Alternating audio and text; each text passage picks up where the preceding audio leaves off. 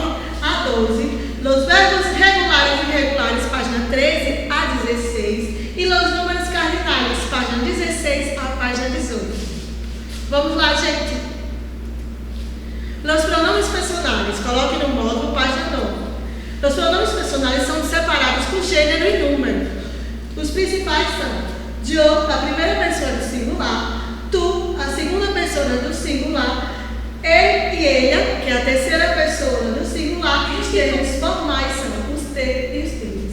Como plural nós temos nosotros, que em espanhol tem uma particularidade. Tem a forma do masculino e a forma do feminino. Nosotros e nosotras, o que não acontece com a língua portuguesa, que só tem o nós, que serve para ambos os gêneros. Do mesmo jeito temos o vosotros e o vosotras, que servem para um gênero masculino e o gênero feminino, diferente também da língua portuguesa. E eles, certo? Aqui, algumas particularidades do uso dos pronomes personais. O uso dos pronomes personais em espanhol não é comum. Então, generalmente se utiliza os pronomes apenas em los casos em que a intenção se enfatiza o sujeito. Por exemplo, ¿a que horas vas al médico?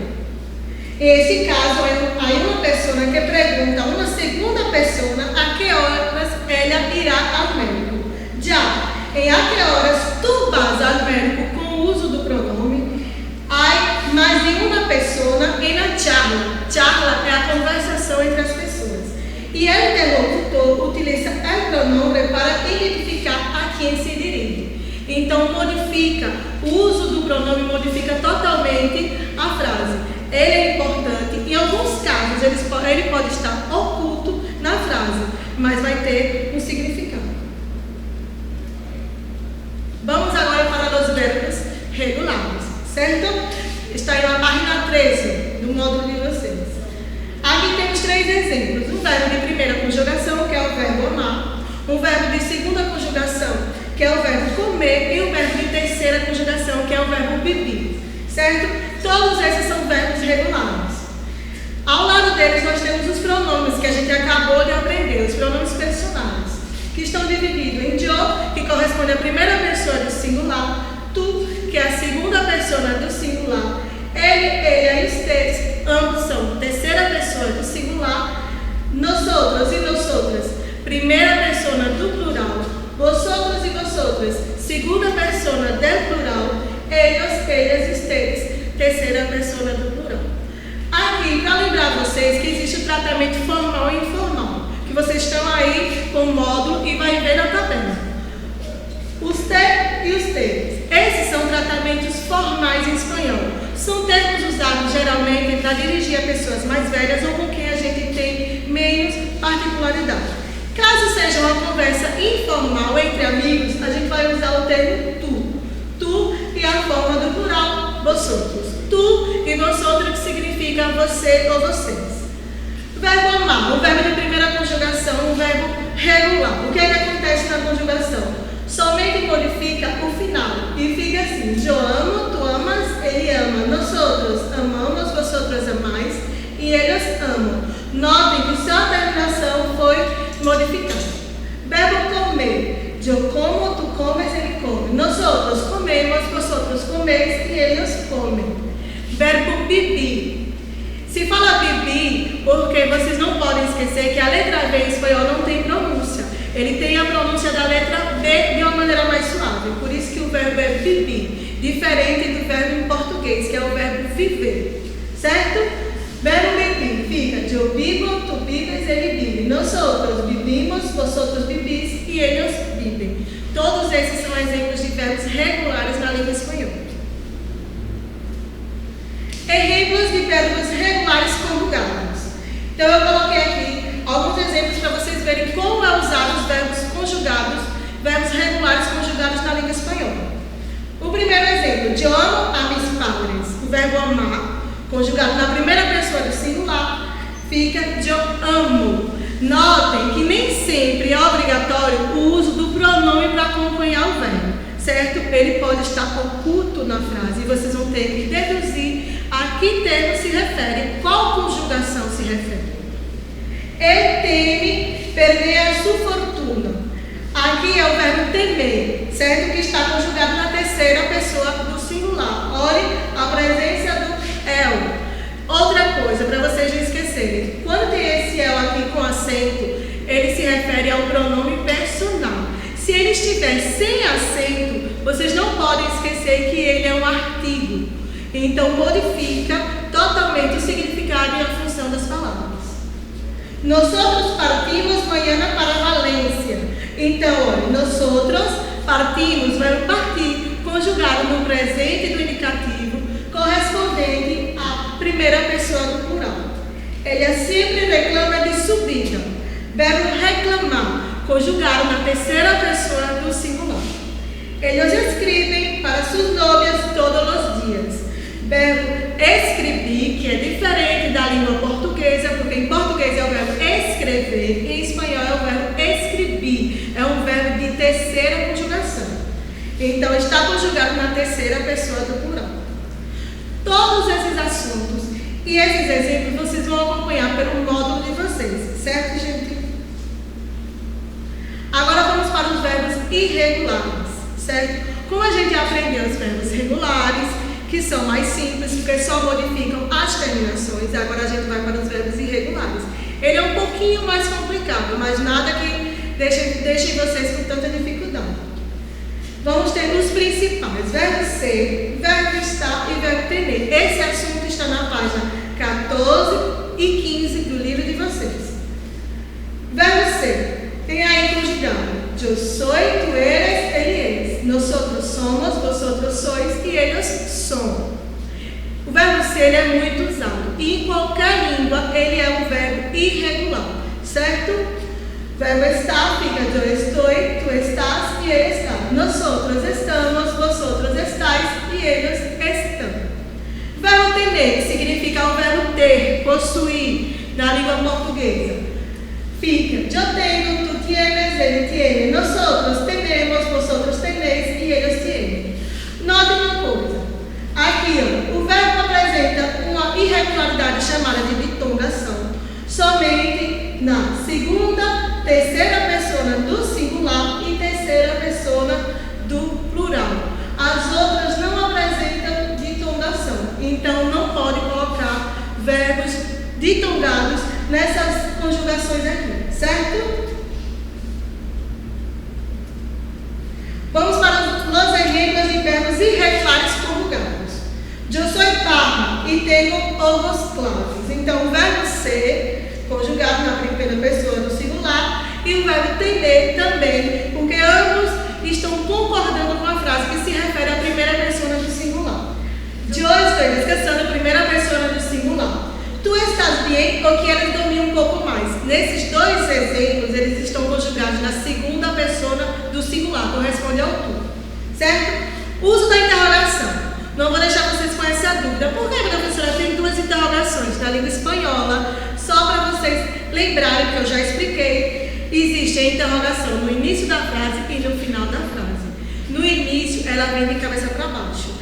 E no final ela vem normal. Por quê? Por causa do tom das palavras. Em espanhol, a gente já começa a falar que é uma interrogativa a partir da primeira palavra. Por exemplo, tu estás bem ou queres dormir um pouco mais? Então, o tom da palavra, a partir da primeira, já tem que ter uma entonação de uma interrogativa. O mesmo acontece com a exclamação.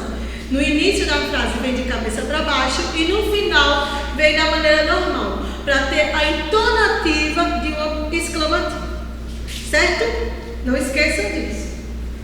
E o último exemplo, ele hace todo o trabalho solo. Nesse caso, a gente tem o verbo hacer, que significa fazer na língua portuguesa, certo? Está conjugado na terceira pessoa do singular. Significa ele faz todo o trabalho sozinho. Tem sentido? Aqui é uma dica muito importante que eu sempre ensino a vocês quando a gente está estudando os verbos. Qual a diferença dos verbos regulares e dos verbos irregulares? Vamos lá.